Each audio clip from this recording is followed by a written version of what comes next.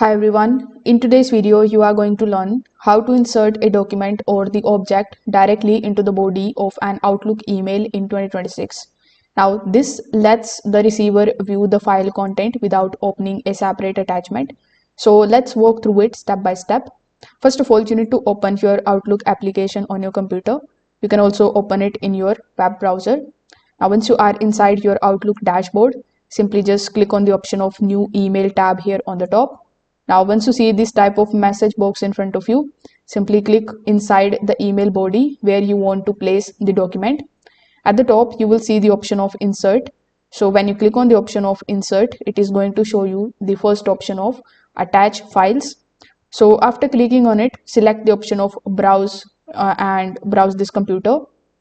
From the list of your folders in your desktop, you just have to select the Word file, the Excel file, or the PDF.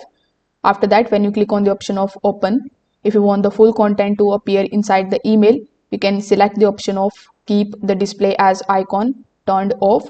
So if you prefer a small clickable icon instead of that, you can select the option of display as icon on. So once you hit OK, Outlook will place the document directly inside the email body based on your choice. So if this video helped you out, make sure that you like this video and subscribe to the channel.